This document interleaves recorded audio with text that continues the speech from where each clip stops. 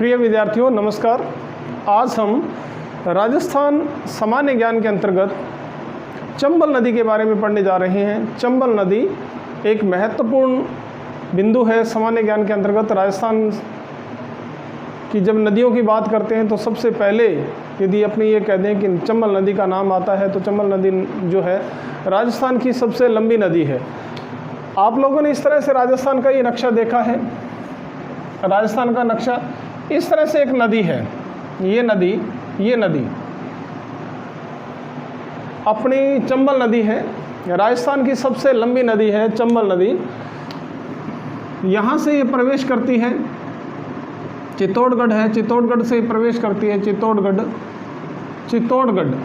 चित्तौड़गढ़ में प्रवेश करती है। चित्तौड़गढ़ के बाद में अपने कोटा और बूंदी की इस तरह से बूंदी और कोटा की सीमा बनाते हुए फिर अपना ये सवाई माधोपुर आ जाता है, सवाई माधोपुर और उसके बाद में अपना करौली आ जाता है। करौली के बाद में धौलपुर आ जाता है, ये धौलपुर। इस प्रकार बूंदी, कोटा। मैं एक आज छोटा सा आपके सामने नक्शा प्रस्तुत कर रहा हूँ। चित्तौड़गढ़ के 84 गढ़ से चंबल नदी राजस्थान में प्रवेश करती है। इस प्रकार से चित्तौड़गढ़ के 84 गढ़ से राजस्थान में प्रवेश करती है और फिर चित्तौड़गढ़ में बहती है। उसके बाद में बूंदी और कोटा की सीमा बनाते हुए ये सवाई माधोपुर में प्रवेश कर जाती है। सवाई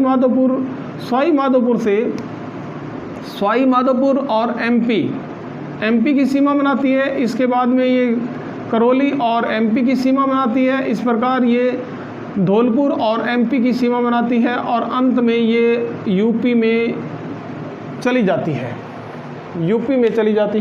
यूपी के इटावा ज़िला है। इटावा ज़िले में मुरादगंज नामक स्थान है। इटावा ज़िला के मुरादगंज नामक स्थान पर यह नदी जाकर यमुना में मिल जाती है। यमुना गंगा में मिल जाती है और गंगा जो है बंगाल की खाड़ी में गिर जाती है। तो इस प्रकार से एक परिचय के रूप में मैंने आपके सामने प्रस्तुत कर दिया क्या कि चंबल नदी चित्तौड़गढ़ के 84 गढ़ है स्थान का नाम, 84 गढ़ से चित्तौड़गढ़ में प्रवेश करती है। चित्तौड़गढ़ से बूंदी और कोटा की सीमा बनाती है। उसके बाद सवाई माधोपुर और एमपी की सीमा बनाती है। करौली और मध्य प्रदेश की सीमा बनाती है। एमपी का मतलब मध्य प्रदेश की सीमा बनाती है। उसका धौलपुर और मध्य प्रदेश की सीमा बनाती है। इस प्रकार से 6 जिलों में बहती है। चित्तौड़गढ़, कोटा, बूंदी, सवाई माधोपुर, करौली, धौलपुर, 6 जिलों में अपनी चंबल नदी बहती है। तो इस प्रकार से ये बहती है। अब अपने हर एक के बारे में अपने चर्चा करेंगे। ये अपनी चंबल नदी है। चंबल नदी का एक परिचय करवा दिया मैंने आपको। अब अपने इसके बारे में थोड़ा डिटेल से पढ़ते हैं।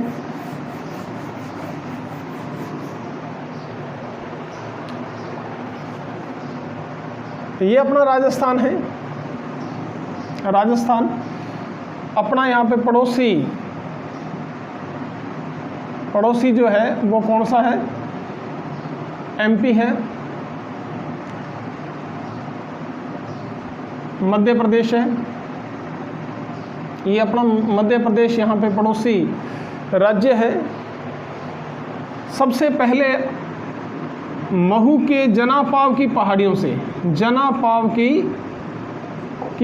से इसका नदी का उद्गम स्थान कौन सा है? जनापाव की पहाड़ियों से एक नदी निकलती है जिसे चंबल नदी कहा जाता है। मध्य प्रदेश के जनापाव की पहाड़ियों से एक नदी निकलती है जिसे क्या कहते हैं? चंबल नदी कहते हैं। चंबल नदी मध्य प्रदेश में बहती है। मध्य प्रदेश में एक बांध बना हुआ है इस पर, गांधी सागर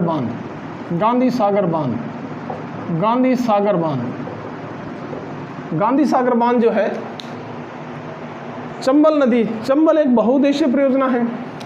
आपको पता है चंबल नदी जो है, चंबल बहुउद्देशीय परियोजना के अंदर अपना राजस्थान आता है, दूसरा मध्य प्रदेश आता है। राजस्थान और मध्य प्रदेश का 50-50 है, आधा आधा है।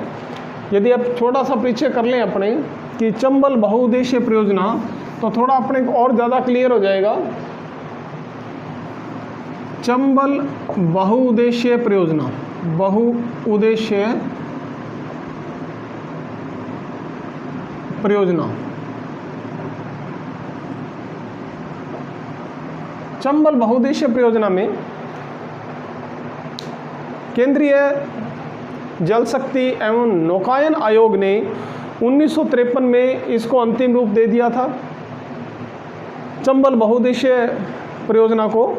और चंबल बहुउद्देशीय परियोजना में एक तो अपना राजस्थान है और दूसरा मध्य प्रदेश है। मध्य प्रदेश, दो राज्यों की एक बहुउद्देशीय परियोजना है, दोनों का 50-50 है। 1.6 मिलियन एकड़ फीट। चंबल बहुउद्देशीय परियोजना में कौन कौन से राज्य हैं? 2 राज्य हैं, राजस्थान और मध्य प्रदेश। अपने राजस्थान का कितना हिस्सा है? 1.6 मिलियन एकड़ फीट इसको जल प्राप्त होता है। 50% मध्य प्रदेश का है, 50% ही अपने राजस्थान का है। तो इस प्रकार से दोनों राज्यों की 50-50, अच्छा 50% उसका 50% इसका है। तो सबसे पहला प्रश्न यही आता है कि चंबल बहुउद्देशीय परियोजना में कितने राज्य हैं? 2 राज्य हैं, राजस्थान और मध्य प्रदेश। राजस्थान का कितना प्रतिशत आता है? 50% आता है। राजस्थान को कितना जल मिलता है? 1.6 मिलियन एकड़ फीट मिलता है।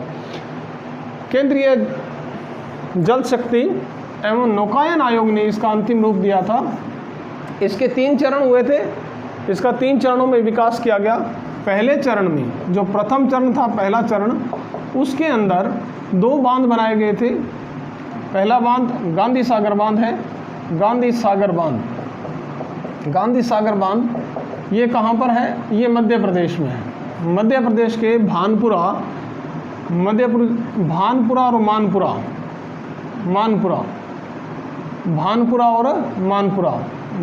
और मानपुरा पठारों के मध्य गांधी सागर बांध बना हुआ है। कहाँ पे बना हुआ है? मध्य प्रदेश में बना हुआ है। 1959 में इसको बनाया गया। 115 मेगावाट विद्युत प्राप्त होती है। यहाँ पे विद्युत गृह स्थापित किया गया है। तो आपसे पूछा जाए कि गांधी सागर बांध किस राज्य में है? किस राज्य में है? मध्य प्रदेश में। किस में है? मध्य प्रदेश में। कितनी मेगावाट विद्युत प्राप्त होती है? 115 मेगावाट विद्युत प्राप्त होती है। ये कहाँ पे है? मध्य प्रदेश में है, मानपुरा और भानपुरा के पठारों के मध्य है। 1959 में यह बन चुका था। इसी के साथ इसी प्रथम चरण में ही राजस्थान के अंदर कोटा में कोटा बैराज बांध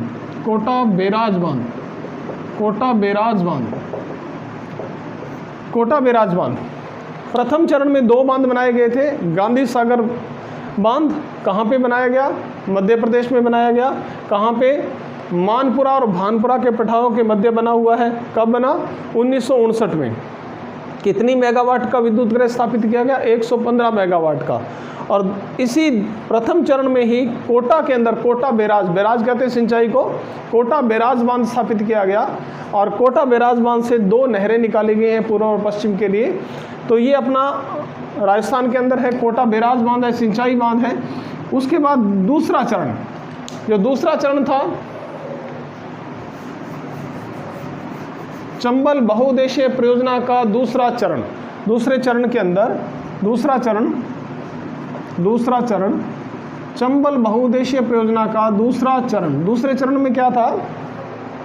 दूसरे चरण के अंदर राजस्थान में एक बांध बनाया गया चित्तौड़गढ़ में। कौन सा बांध बनाया गया? राणा प्रताप सागर बांध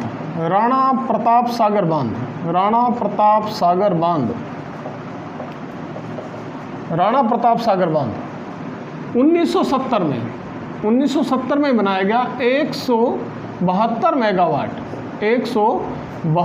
मेगावाट विद्युत प्राप्त होती है।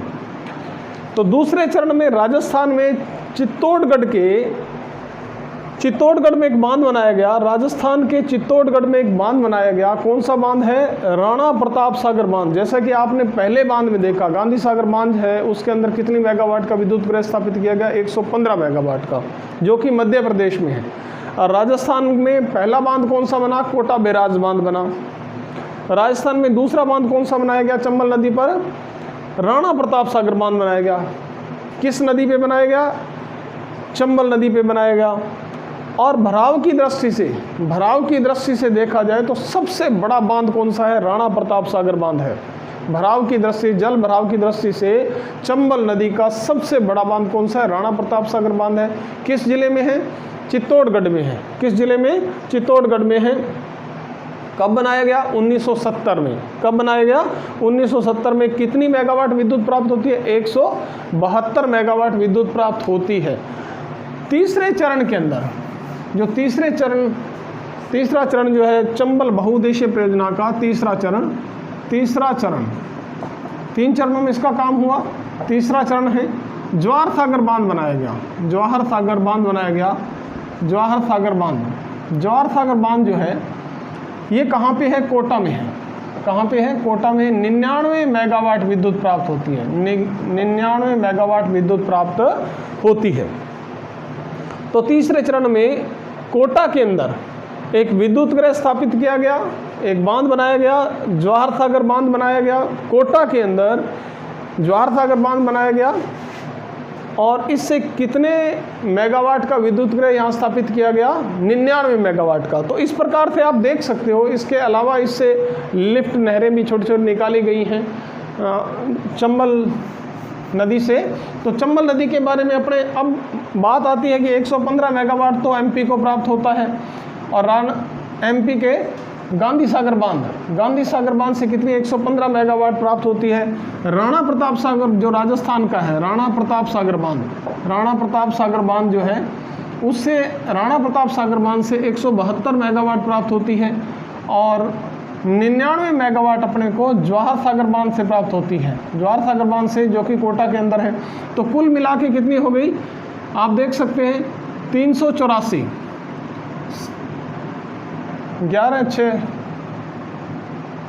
386 हो गया। 11 और 5 16, यहाँ पे देख 10, 386 मेगावाट कितनी प्राप्त होती है? 386 मेगावाट। यदि आपसे ये प्रश्न पूछ लिया जाए कि चंबल नदी से कुल कितनी विद्युत प्राप्त होती है तो कितनी होती है?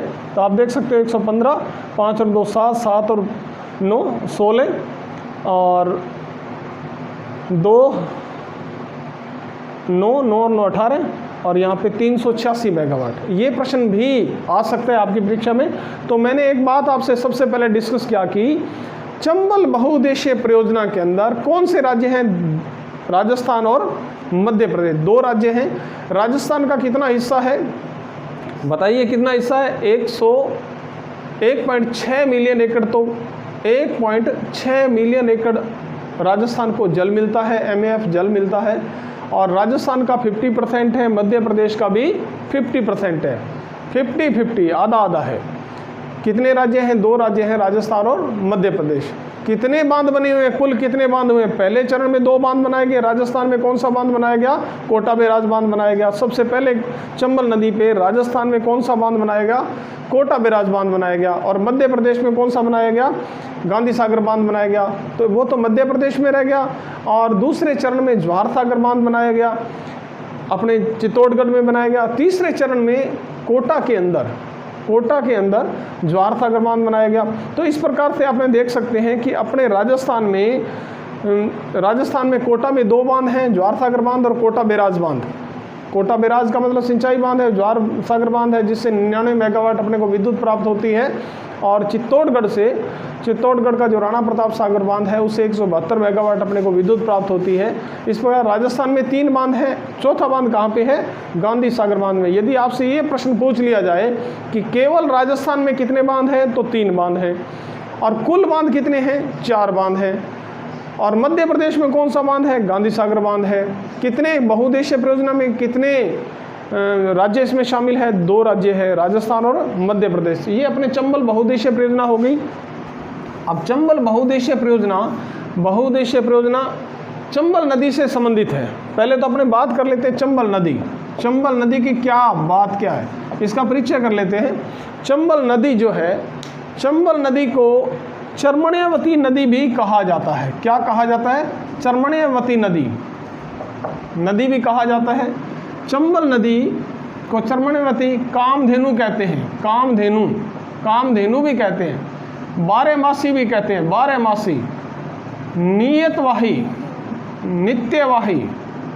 नित्यवाही नदी भी कहते हैं। चर्मण्यवती इसको कहते हैं लोकल भाषा में। और कामधेनु का मतलब क्या होता है? कामधेनु गाय है जिससे क्या है, दूध निकालते हैं तो दूध कभी समाप्त होता ही नहीं है। इसी प्रकार इसका जल कभी समाप्त नहीं होता। और बारहमासी नदी का मतलब, बारहमासी, एक वर्ष में महीने कितने होते हैं? 12 होते हैं, तो बारहमासी है, ये हमेशा बहती है, इसमें कभी भी बरसाती नदी नहीं है। राजस्थान में 2 ही नदियां ऐसी हैं जो बारहमासी हैं, नित्यवाही हैं, माही और चंबल। तो इस प्रकार से इनके उपनाम ये लिए जाते हैं। चर्मण्यवती नदी कहते हैं इसको, कामधेनु कहते हैं। अब उद्गम की बात करते हैं।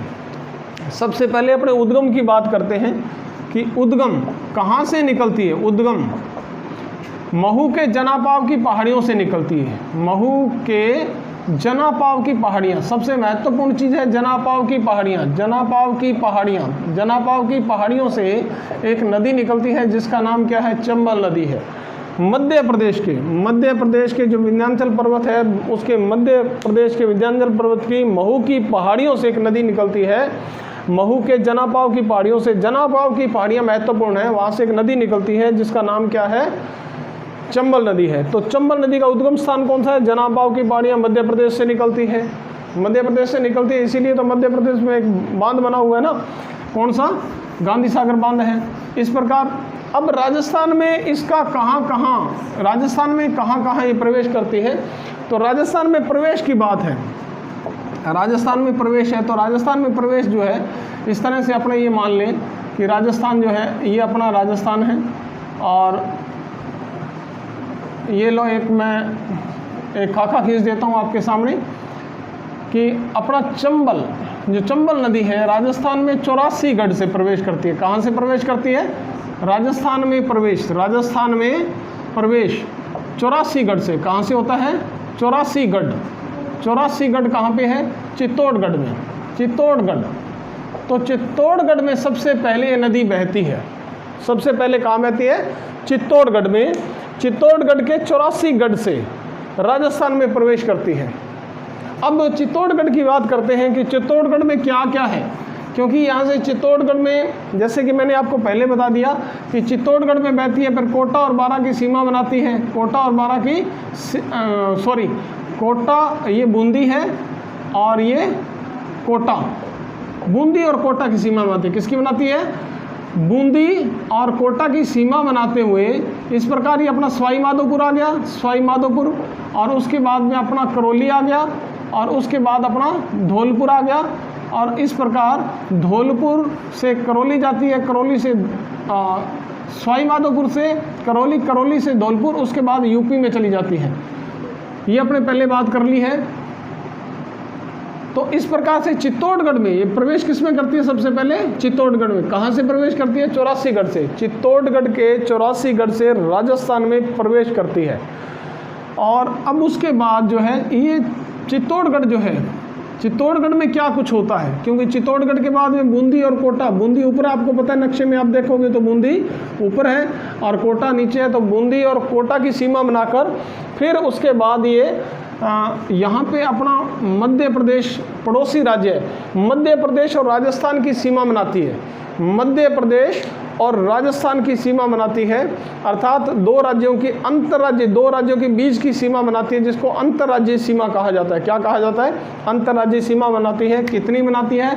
241 किलोमीटर की राजस्थान और मध्य प्रदेश के बीच अंतर्राज्यीय सीमा बनाती है। किसी भी नदी द्वारा दो राज्यों के बीच की सबसे लंबी सीमा किसके द्वारा बनाई जाती है? चंबल नदी द्वारा बनाई जाती है। किसके द्वारा बनाई जाती है? चंबल नदी द्वारा बनाई जाती है। हालांकि चंबल नदी की कुल लंबाई कितनी है? कुल लंबाई की बात करते हैं तो 965 है। कितनी है? 965 किलोमीटर है। परंतु राजस्थान में कितनी है? राजस्थान में 135 है। राजस्थान में कितनी है? 135 है, क्योंकि ये नदी आपके सामने है। ये जो नदी है मध्य प्रदेश से निकलती है, मध्य प्रदेश से बाद में कहाँ जाती है? मध्य प्रदेश से निकलती है और मध्य प्रदेश से राजस्थान में, राजस्थान से यूपी में। इस प्रकार चंबल घड़ियाल अभयारण्य, चंबल घड़ियाल अभयारण्य भारत का सबसे बड़ा घड़ियाल अभयारण्य है। कौन सा? चंबल घड़ियाल अभयारण्य चंबल नदी के किनारे विकसित हुआ है और वो चंबल घड़ियाल अभयारण्य 280 किलोमीटर में वर्ग किलोमीटर में फैला हुआ है। 280 वर्ग किलोमीटर में फैला हुआ चंबल घड़ियाल अभयारण्य घड़ियालों के लिए विख्यात है। किसके लिए विख्यात है? घड़ियालों के लिए। चंबल घड़ियाल अभयारण्य मध्य प्रदेश, राजस्थान और यूपी में फैला हुआ है। इस प्रकार से आप देख सकते हैं, क्योंकि ये पहले मध्य प्रदेश में आती है, मध्य प्रदेश से निकलती है, उसके बाद में राजस्थान, फिर यूपी में चली जाती है। तो इस प्रकार से जो चंबल घड़ियाल अभयारण्य है, जहाँ जहाँ चंबल जाती है वहाँ वहाँ एक अभयारण्य विकसित किया गया, जिसका नाम क्या है? चंबल घड़ियाल अभयारण्य। भारत का सबसे बड़ा घड़ियाल अभयारण्य कौन सा है? चंबल घड़ियाल अभयारण्य है। 3 राज्यों में फैला हुआ है, मध्य प्रदेश, राजस्थान और यूपी, 3 राज्यों में फैला हुआ है। तो इस प्रकार से, और कुल लंबाई कितनी है? 965 किलोमीटर। तो 3 राज्यों में फैली हुई है तो 965 किलोमीटर है, लेकिन राजस्थान में कितनी है? 135। परंतु 965 किलोमीटर लंबी है। तो राजस्थान की सबसे लंबी नदी कौन सी है? चंबल नदी है। राजस्थान की सबसे लंबी नदी कौन सी है? चंबल नदी है। तो ये सबसे बड़ी बात आती है अपने लिए, राजस्थान की सबसे लंबी नदी। हालांकि राजस्थान में कितनी बहती है? 135 किलोमीटर है, लेकिन राजस्थान की सबसे लंबी नदी कौन सी है? चंबल नदी है। अब सबसे पहले ये 6 जिलों में बहती है। आपने देख लिया सबसे पहले किस में आती है ये? सबसे पहले ये बहती है अपने चित्तौड़गढ़ में। किस में? चित्तौड़गढ़ में बहती है। पहले चित्तौड़गढ़ में आ गया, इस प्रकार से चित्तौड़गढ़ में, और चित्तौड़गढ़ के बाद में किस में आ गया? ये कोटा और बूंदी की सीमा बनाती है। इस प्रकार से कोटा और बूंदी, और फिर अपना आ गया सवाई माधोपुर, फिर आ गया करौली, फिर आ गया धौलपुर, और उसके बाद आ गया यूपी। तो अपने ये मान के चले, ये अपना पहला जिला कौन सा है? चित्तौड़गढ़। पहले चित्तौड़गढ़ में, और चित्तौड़गढ़ में क्या कुछ होता है ये देखते हैं अपने। चित्तौड़गढ़ में क्या कुछ होता है? चित्तौड़गढ़ आ गया, बूंदी, कोटा उसकी सीमा बनाती है। उसके बाद में यहाँ एमपी के साथ सीमा बनाती है राजस्थान की सवाई माधोपुर आ गया। ये सवाई माधोपुर है अपना, सवाई माधोपुर। ये आ गया बूंदी, ये आ गया कोटा, ये चित्तौड़गढ़, बूंदी, कोटा, सवाई माधोपुर। उसके बाद में करौली आ गया, और उसके बाद में अपने आ गया धौलपुर। तो इस प्रकार से 6 जिलों में बहती है। 6 जिलों में बहती है चंबल नदी। कितने जिलों में बहती है? 6 जिलों में बहती है। तो चंबल नदी भी 6 जिलों में बहती है। राजस्थान की सबसे बड़ी नदी है। पश्चिमी राजस्थान की सबसे बड़ी नदी, सबसे लंबी नदी कौन सी है? लूणी नदी है, वो भी 6 जिलों में बहती है। और इसी प्रकार यदि राजस्थान में, केवल राजस्थान में बहने के आधार पर 480 किलोमीटर एक लंबी नदी और भी है, जिसका नाम है बनास। जो बनास इसी की सहायक नदी है। अपने अभी चर्चा करेंगे बनास के बारे में। बनास इसमें आके मिलती है, कहाँ आके मिलती है?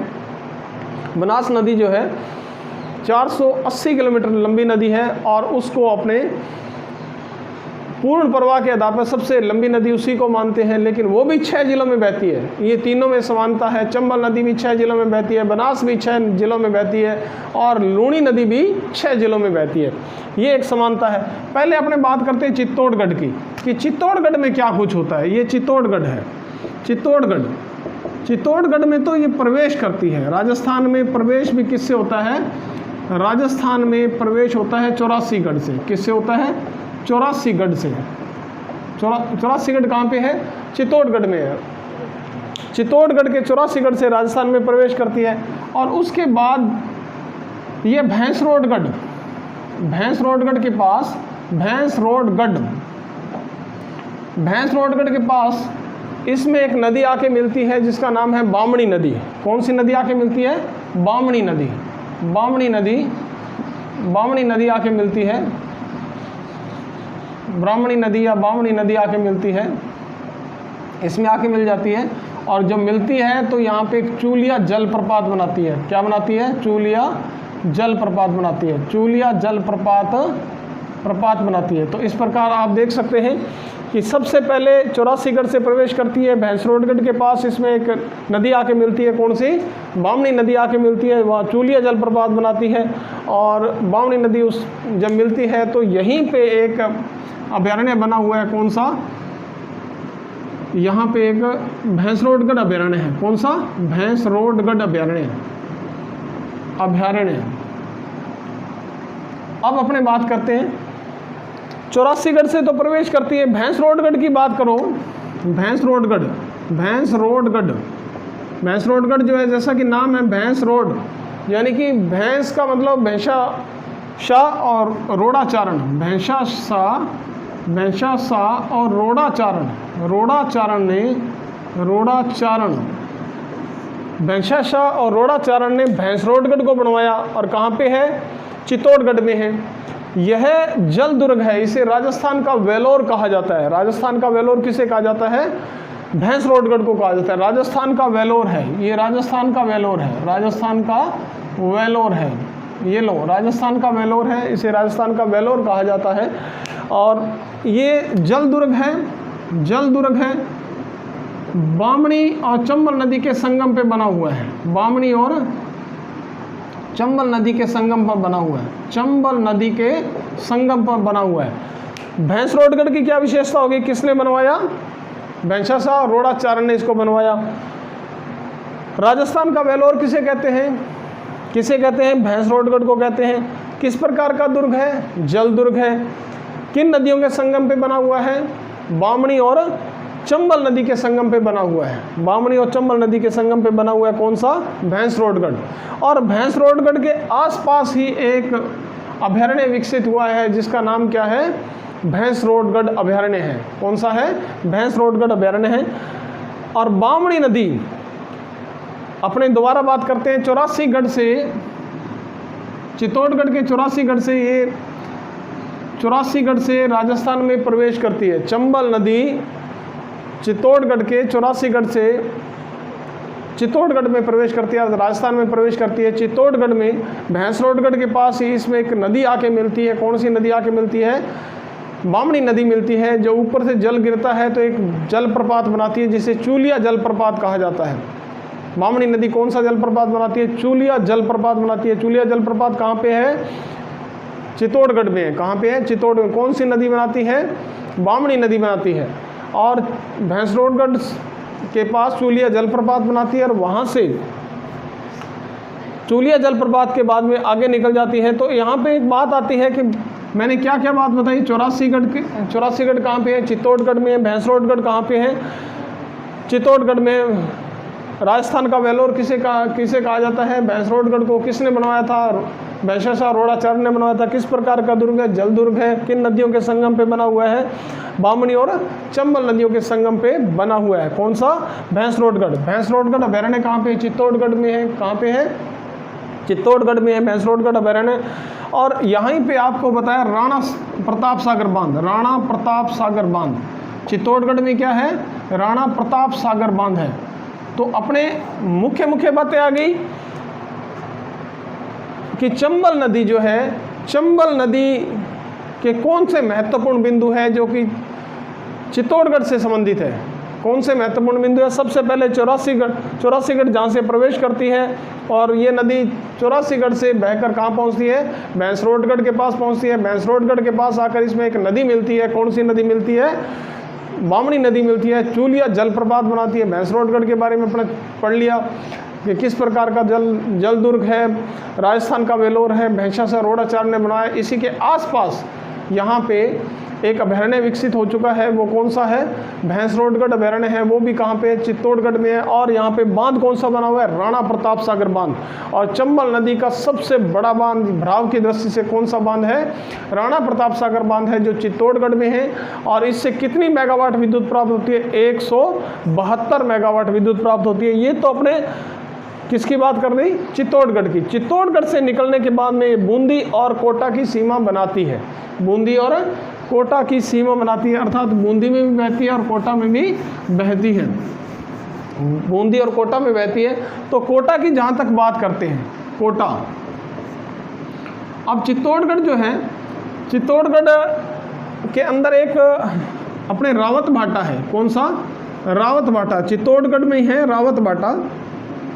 रावत भाटा आपको पता है, रावत भाटा है, रावत भाटा में राजस्थान का एकमात्र परमाणु बिजली घर है, आपने नाम सुना होगा। तो ये भी किसके पास है? ये भी चंबल नदी के पास है। कनाडा के सहयोग से इसको स्थापित किया गया था। भारत का पहला तो तारापुर में महाराष्ट्र में है, और भारत का दूसरा कौन सा है? रावत भाटा परमाणु बिजली घर। तो रावत भाटा को क्या कहा जाता है? अणु नगरी भी कहा जाता है। चित्तौड़गढ़ का रावत भाटा किस नाम से जाना जाता है? अणु नगरी के नाम से जाना जाता है। अणु नगरी, यहाँ पे परमाणु बिजली घर है, अपने रावत भाटा परमाणु बिजली घर है यहाँ पे। वो भी किसके पास है? वो भी चित्तौड़गढ़ में है। और किस नदी के पास है? वो भी अपनी चंबल नदी के पास स्थापित किया गया है, कनाडा के सहयोग से स्थापित किया गया था। तो उसके बाद बात करते हैं हमने कोटा की। कोटा जो है, कोटा में अपने पहले बात कर चुके हैं। कोटा बूंदी और कोटा की सीमा बनाती है, बूंदी और कोटा की सीमा बनाती है। तो कोटा के अंदर क्या है? सबसे पहले चरण में जब चंबल बहुउद्देशीय परियोजना थी, उसके सबसे पहले चरण में आपको पता है कोटा बैराज बांध बनाया गया था। या आपने ये कह दें कि चंबल बहुउद्देशीय परियोजना में या चंबल नदी पे सबसे पहले कौन सा बांध राजस्थान में बनाया गया? तो कौन सा बनाया गया था? कोटा बैराज बनाया गया था। कोटा बैराज बांध, सबसे पहली बात यह है कोटा बैराज बांध। ये भी कहाँ पे है? कोटा बैराज बांध, सिंचाई बांध है। ये जो बांध है ये कोटा में है, कोटा बैराज बांध। इससे 2 नहरें निकाली गई है। और उसके बाद दूसरा आता है अपने जवाहर सागर बांध। जवाहर सागर बांध, जवाहर सागर बांध, जवाहर सागर बांध। ये जवाहर सागर बांध कहाँ पे है? ये भी कोटा में है। कहाँ पे है? कोटा के अंदर है। चंबल नदी पर जवाहर सागर बांध स्थापित किया गया है। और जवाहर सागर बांध से अपने को कितनी मेगावाट विद्युत प्राप्त होती है? पहले अपने चर्चा करें, 99 मेगावाट। कितनी? 99 मेगावाट विद्युत प्राप्त होती है। और तीसरी बात इसमें क्या आती है कि गढ़ पैलेस, गढ़ पैलेस, गढ़ पैलेस, गढ़ पैलेस जो है कोटा का है। कोटा का, ये भी किस नदी के किनारे बना हुआ है? चंबल नदी के किनारे बना हुआ है। किस नदी के किनारे बना हुआ है?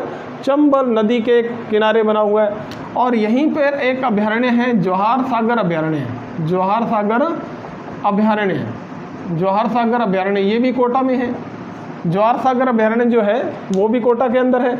तो इस प्रकार कोटा और बूंदी की सीमा बनाती है। कोटा में क्या चीज़ आ गई? तो कोटा बैराज बांध। सबसे पहली बात है कि 2 बांध बने हुए हैं, कोटा बैराज बांध है, सिंचाई बांध है, और दूसरा जवाहर सागर बांध है।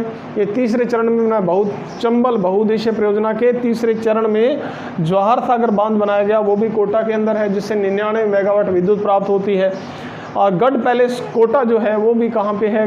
कोटा के अंदर है और इसी नदी के किनारे पर है। और जवाहर सागर अभयारण्य भी यहाँ पे।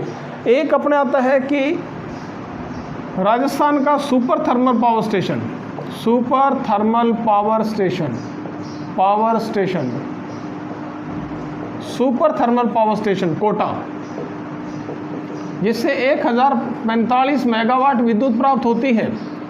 राजस्थान में 3 सुपर थर्मल पावर स्टेशन है। राजस्थान का पहला कौन सा है?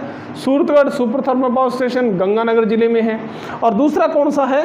दूसरा अपना super thermal power station Kota है। कोटा जो है ये भी किसके? Super thermal power station Kota, जिसे 1045 मेगावाट विद्युत प्राप्त होती है। और ये भी किस नदी के किनारे पे है? ये भी चंबल नदी के किनारे पे है। तो कितनी बातें होंगी अपने? कोटा बैराज बांध कहाँ पे है? कोटा बैराज बांध कहाँ पे है? कोटा में है, सिंचाई बांध है। दूसरा जो बांध है वो कौन सा है? जवाहर सागर बांध कहाँ पे है? कोटा के अंदर है। किस नदी के किनारे? चंबल नदी के किनारे पे है। कोटा बैराज बांध से अपने को सिंचाई की सुविधा प्राप्त है। और जवाहर सागर बांध से कितनी मेगावाट विद्युत प्राप्त होती है? 99 मेगावाट विद्युत प्राप्त होती है। जवाहर सागर अभयारण्य कहाँ पे है? वो भी कोटा के अंदर है। घड़ियालों के लिए विख्यात है। किसके लिए? घड़ियालों के लिए विख्यात है। गढ़ पैलेस कोटा, कोटा का गढ़ पैलेस कोटा जो है वो भी कहाँ पे है? गढ़ पैलेस कोटा। गढ़ पैलेस कोटा कहाँ पे है? कोटा का पैलेस है गढ़ पैलेस, वो किस नदी के किनारे पर है? वो भी चंबल नदी के किनारे पर है। वो भी चंबल नदी के किनारे पे है। इसके बाद राजस्थान का दूसरा सुपर थर्मल पावर स्टेशन कौन सा है? कोटा का है। 1045 मेगावाट विद्युत प्राप्त होती है। वो भी किसके किनारे पर है?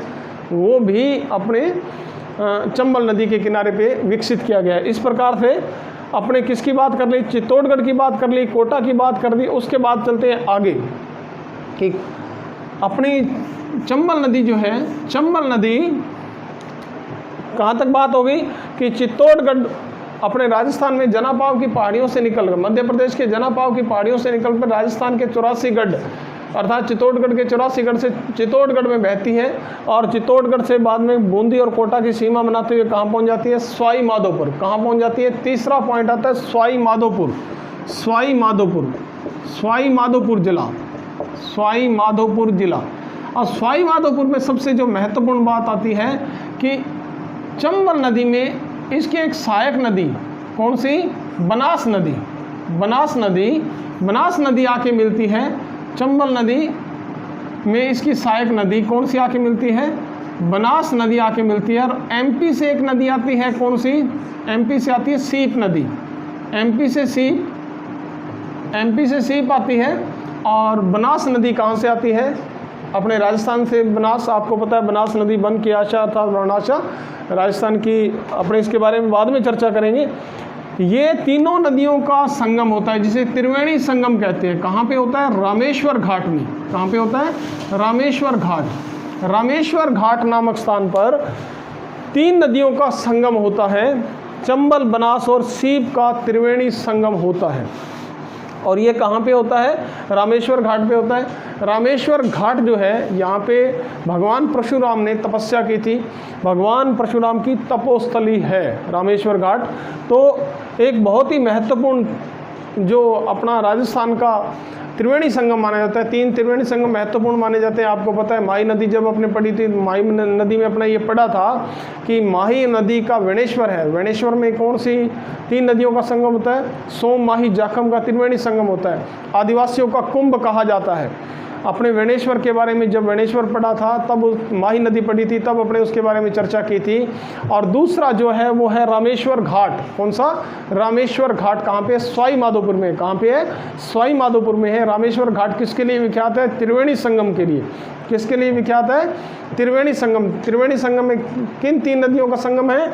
चंबल में आके कौन सी नदियाँ मिलती है? एक तो बनास मिलती है, एक सीप मिलती है। और तीनों नदियों का संगम रामेश्वर घाट पर होता है, तो त्रिवेणी संगम होता है। ये रामेश्वर घाट जो है ये सवाई माधोपुर की एक विशेषता होगी। सवाई माधोपुर के बाद में इस प्रकार सवाई माधोपुर और उसके बाद ये करौली है अपना, करौली, और करौली के बाद जो है धौलपुर। और इस प्रकार इनकी सीमा बनाते हुए मध्य प्रदेश के पास सीमा बनाते हुए मध्य प्रदेश और राजस्थान की सीमा बनाती है यहाँ पे 241 किलोमीटर। जैसे कि मैं पहले आपको बता चुका हूँ कि 2 राज्यों के बीच की अंतर्राज्यीय सीमा, 2 राज्यों के बीच की सीमा को अंतर्राज्यीय सीमा कहा जाता है। और किसी भी नदी द्वारा जो सर्वाधिक सीमा 2 राज्यों के बीच की बनाई जाती है वो चंबल नदी द्वारा बनाई जाती है। राजस्थान और मध्य प्रदेश की जो सीमा बनाई जाती है कितनी? 241 किलोमीटर सीमा। और इसके बाद 6 राज्यों में इस तरह से बहती है ये नदी, 6 राज्यों में बहती है। राजस्थान कृषि ड्रेनेज अनुसंधान अंतर्राष्ट्रीय एजेंसी है कनाडा की, राजस्थान कृषि ड्रेनेज अनुसंधान परियोजना। ये जो परियोजना है ये चंबल नदी में चल रही है। चंबल नदी में चल रही है, चंबल नदी से संबंधित है। और ये कनाडा के सहयोग से, अंतर्राष्ट्रीय एजेंसी कनाडा के सहयोग से चल रही है। और ये किस पे? चंबल नदी से संबंधित है। किससे संबंधित है? चंबल नदी से संबंधित है। राजस्थान कृषि ड्रेनेज अनुसंधान जो परियोजना है कनाडा के सहयोग से चल रही है और चंबल नदी से संबंधित है। आपको पता है चंबल नदी का बहाव बहुत है। चंबल नदी का बहाव जो है बहुत तेज़ बहाव है। यहाँ पे इसमें गड्ढे बन चुके हैं और गड्ढे भी कितने गहरे हैं? 30 मीटर तक गहरे गड्ढे हैं जिनको खादर कहा जाता है। तो यहाँ पे जंगलात है, बीहड़ बन चुका है। जहाँ जहाँ चंबल नदी बहती है इसको क्या कहा जाता है? डांग क्षेत्र कहा जाता है। क्या कहा जाता है? डांग क्षेत्र कहा जाता है। तो यहाँ पे ये डांग क्षेत्र है। और क्योंकि बहुत तेज़ आता है पानी, जो है बहुत तेज़ आता है, चंबल नदी का पानी बहुत ही तेज़ गति से आता है। अब नालिका अपर्दन, अवनालिका अपर्दन, अवनालिका अपर्दन, अवनालिका अपर्दन, अपर्दन, अपर्दन सर्वाधिक किस नदी द्वारा अपर्दन, अवनालिका अपर्दन होता है किसके द्वारा होता है? चंबल नदी द्वारा होता है। ये भी एक जीके का प्रश्न है, आपका सामान्य ज्ञान का प्रश्न है। सर्वाधिक यदि किसी नदी द्वारा कटाव होता है और किसके द्वारा होता है? अवनालिका अपर्दन, जिसको बोलते हैं गड्ढे बन गए हैं, नालियाँ बन गई हैं और एक स्थान से दूसरे स्थान पे जो कटाव कर करके और जो मिट्टी चली गई है, तो किसके द्वारा होता है? ये होता है अपना चंबल नदी द्वारा। तो ये राजस्थान की स्थिति अपने पढ़ ली। अब उसके बाद यूपी की बात करते हैं। तो यूपी में आपको बता दिया पहले ही, यूपी का इटावा जिला है। कौन सा? इटावा जिला। इटावा जिला का मुरादगंज, मुरादगंज, मुरादगंज एक स्थान का नाम है जहाँ पे चंबल नदी जाके किस में मिल जाती है? चंबल मिल जाती है अपनी यमुना नदी में। और यमुना आपको पता है गंगा नदी की सबसे बड़ी सहायक नदी है। तो गंगा नदी ये गंगा में मिल जाती है, यमुना किस में मिलती है? गंगा में। और गंगा किस में जाके गिर जाती है? बंगाल की खाड़ी में। किस में गिर जाती है? बंगाल की खाड़ी में। तो इस प्रकार से मध्य प्रदेश के जनापाव की पहाड़ियों से निकलने वाली नदी, मध्य प्रदेश के जनापाव की पहाड़ियों से निकलने वाली नदी कौन सी नदी? चंबल नदी राजस्थान के 6 जिलों में बहकर यूपी के इटावा जिला, यूपी के इटावा जिला के मुरादगंज नामक स्थान पर यमुना में मिल जाती है। यमुना किसमें मिल जाती है? गंगा में मिल जाती है। और गंगा किसमें जाके गिर जाती है?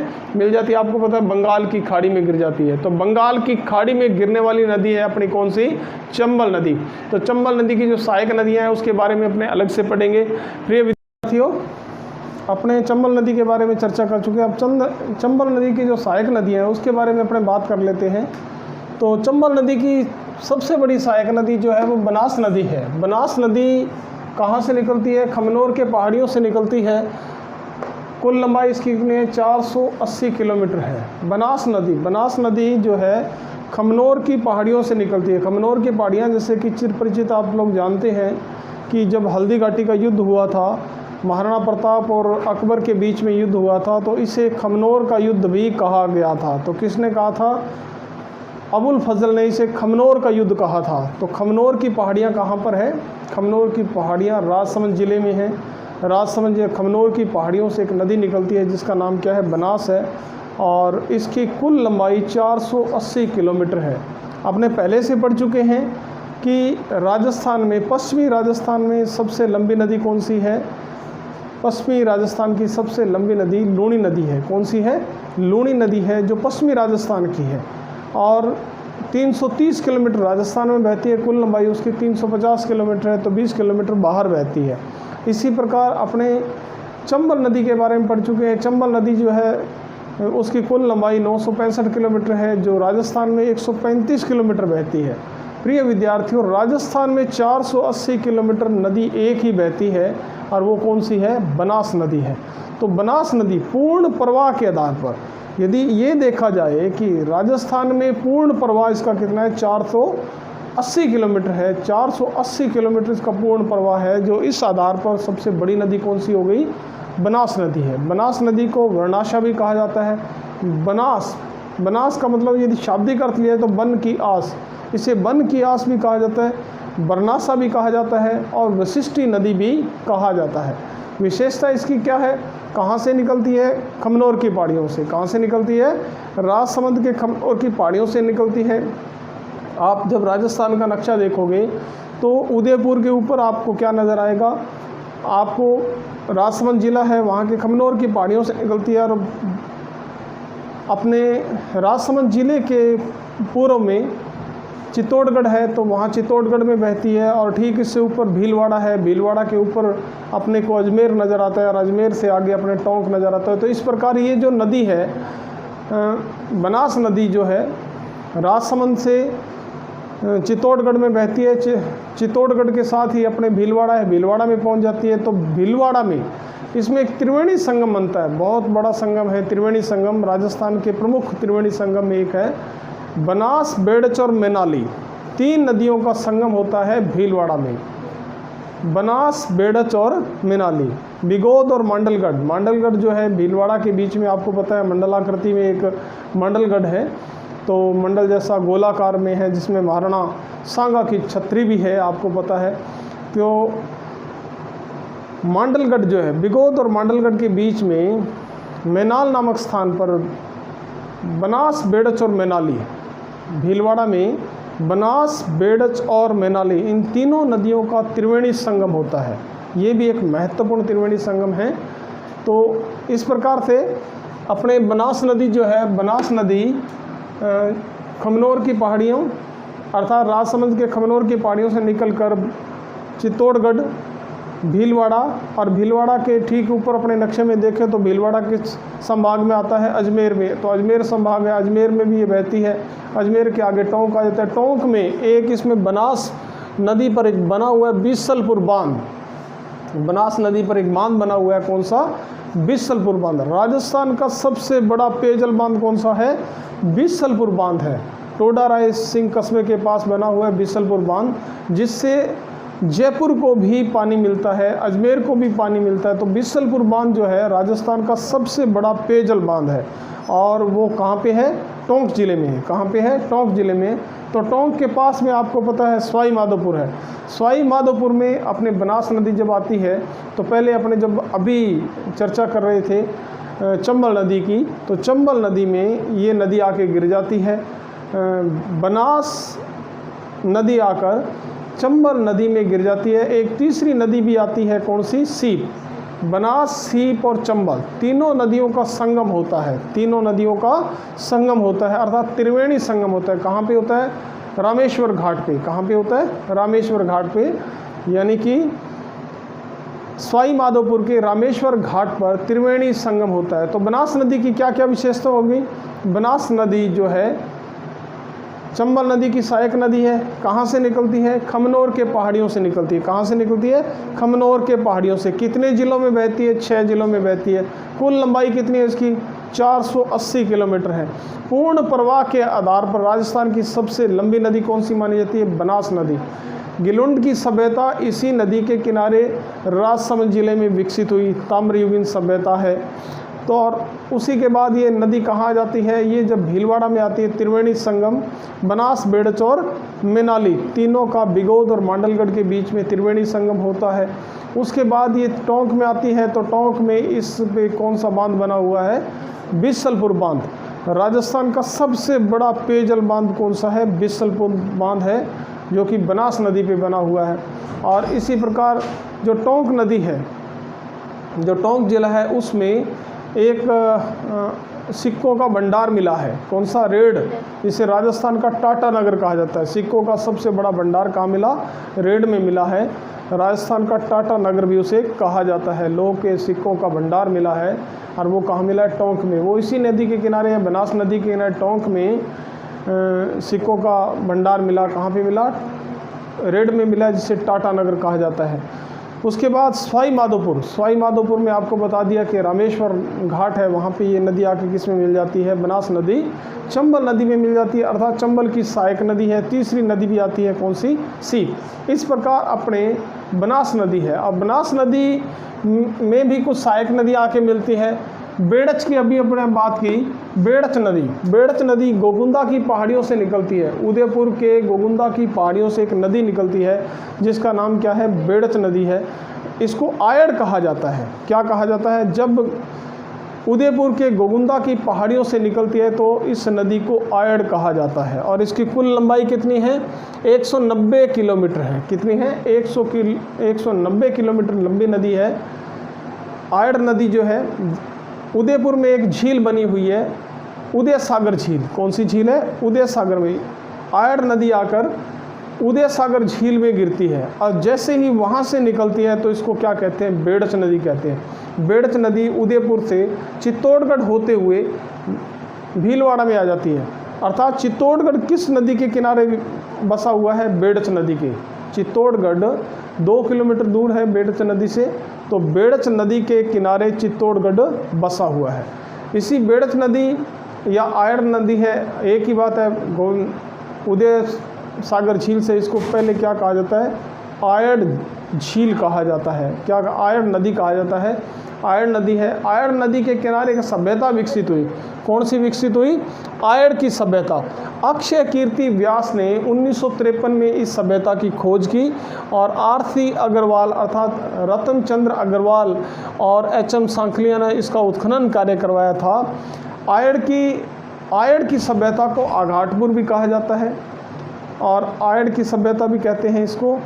यहाँ पर लगभग 1900 ईस्वी पूर्व से 1200 ईस्वी पूर्व की तांबे की यहाँ अपने को मोहरें प्राप्त हुई। 6 मोहरें प्राप्त हुई। एक मोहर तो ऐसी है जिसके एक और तो तरकश बना हुआ है और एक तरफ जो है एक तरकशधारी अपोलो का चित्र है, एक तरफ त्रिशूल है। इस तरह की मोहर मिली है। तरकशधारी अपोलो का चित्र है और दूसरी तरफ क्या है? त्रिशूल है। और वहाँ पे तांबा गलाने की भट्टी भी प्राप्त हुई है। तांबा गलाने की भट्टी 6 मोहरें प्राप्त हुई है। ये कहाँ से? आयड़ से प्राप्त हुई है। आयड़ सभ्यता किस नदी के किनारे विकसित हुई? आयड़ सभ्यता आयड़ नदी के किनारे विकसित हुई। ये किस जिले से संबंधित है? उदयपुर से संबंधित है। किससे संबंधित है? उदयपुर से। क्योंकि अपने किसकी बात कर रहे हैं? बेड़च नदी की। बेड़च नदी जो है किसकी सहायक नदी है? ये बनास की सहायक है। और बनास किसकी सहायक नदी है? चंबल की सहायक नदी है। तो बेड़च नदी के बारे में क्या बात होगी? कहाँ से निकलती है? गोगुंदा की पहाड़ियों से निकलती है। कहाँ से निकलती है? गोगुंदा की पहाड़ियों से निकलती है। और बेड़च नदी को शुरुआत में किस नाम से जाना जाता है? आयड़। किस नाम से? आयड़। और उदय सागर झील में गिरती है, उसके बाद वहाँ से निकलती है, जिसको क्या कहते हैं? बेड़च। बेड़च जो है उदय सागर झील से, उदयपुर की उदय सागर झील से निकलने के बाद में बेड़च कहलाती है। चित्तौड़गढ़ होते हुए ये कहाँ आ जाती है? भीलवाड़ा में। भीलवाड़ा में बिगोद और मांडलगढ़ के बीच में बनास, बेड़च और मैनाली का त्रिवेणी संगम होता है। इस प्रकार से बेड़च नदी से पहले इसको आयड़ कहते हैं और इस पर एक सभ्यता विकसित हुई। कौन सी सभ्यता? आयड़ की सभ्यता, आघाटपुर सभ्यता। यहाँ पे आघाटपुर दुर्ग भी प्राप्त हुआ। यहाँ पे तांबे की बनी हुई 6 मोहरें प्राप्त हुई है। अपोलो का चित्र कहाँ प्राप्त हुआ? एक मोहर पे प्राप्त हुआ, वो आयड़ सभ्यता से। तांबे गलाने की भट्टी कहाँ से? आयड़ सभ्यता से प्राप्त। इसकी खोज किसने की? अक्षय कीर्ति व्यास ने की थी और आर.सी. अग्रवाल और एच.एम. सांखलिया ने इसका क्या करवाया था? उत्खनन कार्य करवाया था। तो बेड़च जो है, बेड़च किसकी सहायक नदी है? चंबल बनास की है। और बनास किसकी सहायक नदी है? किस में जा गिर जाती है? चंबल की। इसी प्रकार कोठारी नदी है। कोठारी नदी जो है, कोठारी नदी भी दिवेर की पहाड़ियों से निकलती है। कहाँ से निकलती है? दिवेर की पहाड़ियों से। दिवेर की पहाड़ियाँ कहाँ पे? राजसमंद जिले में है। ये अपने पढ़ चुके हैं पहले। 145 किलोमीटर लंबी नदी है। दिवेर की पहाड़ियाँ राजसमंद जिले में है। दिवेर जो है अपने को पता है, महाराणा प्रताप और अकबर के बीच में जब संघर्ष चला था तो 1582 में महाराणा प्रताप ने पहली बार हराया था। किसको? अकबर की सेना को हराया था, जिसे मेवाड़ का मैराथन कहते हैं, दिवेर का युद्ध कहते हैं। तो दिवेर तो विख्यात है। दिवेर की पहाड़ियों से एक नदी निकलती है जिसे कोठारी नदी कहते हैं। क्या कहते हैं? कोठारी नदी है। यह नदी राजसमंद के दिवेर की पहाड़ियों से निकलकर भीलवाड़ा के नंदराय गांव में आकर बनास में मिल जाती है। कहाँ मिल जाती है? बनास की सहायक नदी है। कौन सी? बनास की सहायक नदी है, कोठारी नदी है, जो कि दिवेर की पहाड़ियों से निकलती है। इसकी विशेषता ये है कि भीलवाड़ा में आके किस में मिल जाती है? ये बनास में मिल जाती है। और इसकी बड़ी विशेषता, इस पर एक बांध बना हुआ जिसे मेजा बांध कहते हैं, जिस पर क्या है? ग्रीन माउंट भी बना हुआ है, मेजा बांध। और कोठारी नदी पर एक सभ्यता विकसित हुई थी। कौन सी? बागोर की सभ्यता। कौन सी सभ्यता विकसित? 3000 ईस्वी पूर्व की सभ्यता है। वी.एन. मिश्र और एल.एस. लेशनी, वी.एन. मिश्र, वीरेंद्रनाथ मिश्र ने बागोर की सभ्यता की खोज की। बागोर की सभ्यता किस जिले से संबंधित है?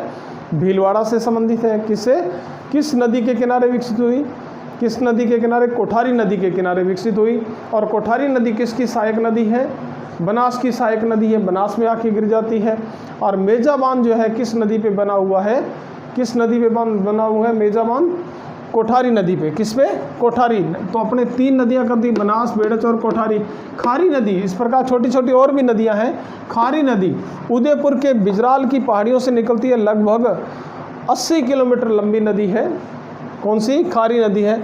इस नदी पर भी अपने वैसे राजस्थान में 3 ही त्रिवेणी संगम माने जाते हैं। वनेश्वर का त्रिवेणी संगम है, रामेश्वर घाट का है, बिगोद और मांडलगढ़ के बीच का त्रिवेणी संगम है। तीनों के बारे में अपने चर्चा कर चुके हैं।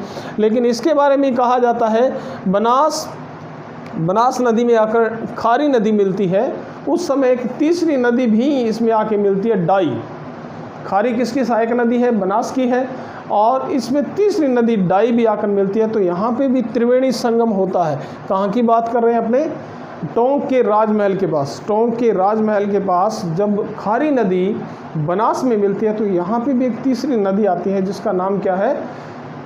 डाई नदी है। तो इस प्रकार बनास, खारी और डाई के त्रिवेणी संगम होता है, तो ऐसा माना जाता है। तो इसी नदी पर देव नारायण जी का मंदिर बना हुआ है, मार्तंड भैरव जी जिसको कहते हैं, कि यहाँ पे मंदिर बना हुआ है। तो अपने खारी नदी है, बिजराल की पहाड़ियों से, उदयपुर के बिजराल की पहाड़ियों से निकलती है, 80 किलोमीटर लंबी नदी है। और यहाँ पर एक त्रिवेणी संगम, जो क्योंकि खारी नदी किसकी सहायक नदी है? बनास की है। किसकी है? बनास की है। और बनास नदी जो है यहीं पे तीसरी डाई नदी भी आकर मिलती है। इस प्रकार खारी नदी है। फिर काली सिंध नदी। काली सिंध नदी भी किसकी सहायक नदी है? चंबल की सहायक नदी है। यह देवास की पहाड़ियों से, बागली गांव है, मध्य प्रदेश का बागली गांव है, वहाँ की देवास की पहाड़ियों से एक नदी निकलती है जिसे अपने काली सिंध नदी कहते हैं। 278 किलोमीटर लंबी नदी है। काली सिंध नदी कितनी लंबी है? 278 किलोमीटर, परंतु राजस्थान में 145 किलोमीटर है। काली सिंध नदी राजस्थान में कितनी बहती है? 145 किलोमीटर बहती है। और कोटा के नानेरा गाँव में आकर काली सिंध नदी चंबल में मिल जाती है। तो प्रश्न ये आता है कि काली सिंध नदी कहाँ से निकलती है? पहली बात, कहाँ से निकलती है? देवास की पहाड़ियों से। सबसे महत्वपूर्ण बात ये है कि काली सिंध नदी कहाँ से निकलती है? देवास की पहाड़ियों से निकलती है। इसकी कुल लंबाई कितनी है? 278। राजस्थान में कितनी बहती है? 145 बहती है। और कोटा के नानेरा गाँव में, चंबल में आकर ये नदी कहाँ आकर मिलती है? कोटा के नानेरा गांव में। यहाँ काली सिंध नदी और आहू और काली सिंध नदी, आहू जो है काली सिंध की सहायक नदी है। आहू नदी जो है काली सिंध की सहायक नदी। आहू नदी काली सिंध में आकर मिलती है। आहू नदी जो है मध्य प्रदेश की सुसनेर की पहाड़ियों से निकलती है, सुसनेर की पहाड़ियों से। और काली सिंध में गागरोन, झालावाड़ के जो गागरोन का किला है, गागरोन का किला है, गागरोन में आकर काली सिंध नदी में एक नदी आकर मिल जाती है। कौन सी? आहू नदी आकर मिल जाती है। सुसनेर की पहाड़ियाँ, मध्य प्रदेश के सुसनेर की पहाड़ियों से निकलती है। और झालावाड़ के गागरोन, गागरोन का नाम विख्यात है, गागरोन नामक स्थान पर आहू नदी आकर किस में मिल जाती है? काली सिंध नदी। इस प्रकार 2 नदियों का संगम हो जाता है, काली सिंध नदी और आहू। और जहाँ दोनों नदियों का संगम होता है वहाँ पे एक किला बना हुआ है जिसे क्या कहते हैं? गागरोन का किला, जिसे देवन सिंह खींची ने बनवाया था, जो बिना नींव के चट्टानों पर खड़ा है। गागरोन का किला जहाँ राय तोते पाए जाते हैं, देवन सिंह खींची ने बनवाया था। यहाँ संत पीपा की समाधि भी है, दरगाह भी है। तो ये जो आहू और काली सिंध का जो गागरोन का किला है, आहू और काली सिंध, झालावाड़ का जो, ये सबसे महत्वपूर्ण प्रश्न आता है। प्राय ये प्रश्न पूछा जाता है कि गागरोन का किला कहाँ पर है? कहाँ पर है? झालावाड़ में है। गागरोन का किला कहाँ पे है? झालावाड़ में। किसने बनवाया? देवन सिंह खींची ने बनवाया। किस प्रकार का किला है? तो ये जलदुर्ग है। 2 नदियों के संगम पे बना हुआ है। कौन सी नदियां हैं? काली सिंध और आहू नदी के संगम पर बना हुआ है। राय तोते यहाँ पाए जाते हैं। और देवन सिंह खींची ने में संत पीपा की यहाँ पे दरगाह भी है। और ये काली सिंध नदी जो है, इसके बारे में राय तोते कहाँ पाए जाते हैं? किसी न किसी रूप में जो गागरोन का किला है उसके बारे में कोई ना कोई प्रश्न पूछ लिया जाता है कि वो किला कौन सा है जो बिना नींव के चट्टानों पर खड़ा है। तो कौन सा है? गागरोन का किला है। कौन सा है? गागरोन का किला है। इसी प्रकार परवन नदी जो है मध्य प्रदेश से निकलकर बारा के पलायता गांव में काली सिंध में आकर मिल जाती है। परवन नदी मध्य प्रदेश से आती है और मध्य प्रदेश से जब पहाड़ों से निकल के आ जाती है और बारां के पलायता गांव में आकर काली सिंध में मिल जाती है। परवन नदी किसकी सहायक नदी है? परवन नदी किसकी सहायक नदी है? काली सिंध की। लेकिन परवन नदी की एक बहुत बड़ी विशेषता है कि बारां जो है, बारां का एक शेरगढ़ का किला है, शेरगढ़ का किला है, शेरगढ़ अभयारण्य है, शेरगढ़ अभयारण्य के बीच में से होकर बहती है। और शेरगढ़ का जो किला है कहाँ, किस ज़िले में है? बारां में है। शेरगढ़ का जो किला है जिसे कोषवर्धन का किला भी कहा जाता है। शेरगढ़ के किले को कहा जाता है, क्या कहा जाता है? कोषवर्धन का किला भी कहा जाता है। और बारां परवन नदी के किनारे बना हुआ है। किस नदी के? परवन नदी के किनारे बना हुआ है। तो परवन नदी मध्य प्रदेश की पहाड़ियों से निकलती है, बारां के पलायता गांव में आकर काली सिंध में मिल जाती है और शेरगढ़ अभयारण्य जो है उसके बीच में से बहती है। ये बारां के शेरगढ़ अभयारण्य के बीच में से बहती है। शेरगढ़ का किला इसी नदी पे बना हुआ है। पार्वती नदी, पार्वती नदी सीहोर, मध्य प्रदेश के सीहोर की पहाड़ियों से निकलती है और सवाई माधोपुर में आकर ये किस में मिल जाती है? चंबल में मिल जाती है। चंबल की सहायक नदी है, चंबल की सहायक नदी है। कौन सी? पार्वती नदी। कहाँ से निकलती है? मध्य प्रदेश से निकलती है। सीहोर की पहाड़ियाँ हैं, मध्य प्रदेश की सीहोर की पहाड़ियों से निकलकर सवाई माधोपुर के पालिया गांव में जो पार्वती नदी है, पा ये मान लिया, पार्वती पालिया गांव में, पार्वती नदी पालिया गांव में, सवाई माधोपुर के पालिया गांव में चंबल नदी में मिल जाती है। इसी प्रकार मेज नदी है। मेज नदी जो बिजोलिया, भीलवाड़ा का जो बिजोलिया है वहाँ से निकलती है, भीलवाड़ा के बिजोलिया से निकलती है, मेज नदी निकलती है और बूंदी के पास आकर ये चंबल नदी में मिल जाती है, मेज नदी। और इसी प्रकार गंभीरी नदी है। गंभीरी नदी जो है, ये गंभीरी नदी जावद की पहाड़ियों से निकलती है, मध्य प्रदेश के जावद की पहाड़ियों से निकलती है। गंभीरी नदी मध्य प्रदेश के जावद की पहाड़ियों से निकलती है गंभीरी नदी। और चित्तौड़गढ़ जो है, चित्तौड़गढ़ में बहकर ये कहाँ आ जाती है? चित्तौड़गढ़ से बहकर ये नदी बेड़च नदी में आके मिल जाती है। कहाँ आके मिलती है? गंभीरी नदी बेड़च में मिल जाती है, क्योंकि आपको पता है कि बेड़च नदी के किनारे चित्तौड़गढ़ बसा हुआ है और उसी बेड़च नदी में आके कौन सा? आयड़ नदी को ही बेड़च कहा जाता है और चित्तौड़गढ़ जो है किसके नदी किनारे बसा हुआ है? बेड़च के। और इसी में आके गंभीरी नदी मिलती है। गंभीरी नदी है जावद की पहाड़ियों से निकलती है। नगरी सभ्यता, नगरी सभ्यता जो है, नगरी चित्तौड़गढ़ में नगरी जो है, आपको पता है नगरी की सभ्यता किस नदी के किनारे विकसित हुई? ये जो है नगरी की सभ्यता गंभीरी नदी के किनारे विकसित हुई। कुन्नू या कुनेर, एक छोटी सी नदी है कुन्नू या कुनेर, मध्य प्रदेश के गुणा जो जिला है वहाँ से निकलती है और करौली के पास आकर चंबल नदी में कुनेर या कुन्नू जो नदी है आके मिल जाती है। इसी प्रकार आलनिया नदी है, कोटा के मुकुंदवाड़ा की पहाड़ियों से निकलती है और चंबल नदी में आके मिल जाती है। तो प्रिय विद्यार्थियों, ये अपने चंबल नदी थी और चंबल नदी की सहायक नदियाँ जिसके बारे में अपने जानकारी प्राप्त करी। तो प्रिय विद्यार्थियों, यदि आपको ये वीडियो पसंद आया हो, आप इसको बार बार देखिए, आपको ऑटोमेटिक याद हो जाएगा। यदि आपको वीडियो पसंद आए तो please subscribe my channel, like and share it, ताकि विद्यार्थियों को ज़्यादा से ज़्यादा लाभ हो सके। अभी भिन्न भिन्न प्रकार की भर्तियाँ आ रही है, हर टॉपिक आपके लिए महत्वपूर्ण है और आपके लिए ये जो वीडियो है सफल हो, इसी कामनाओं के साथ धन्यवाद।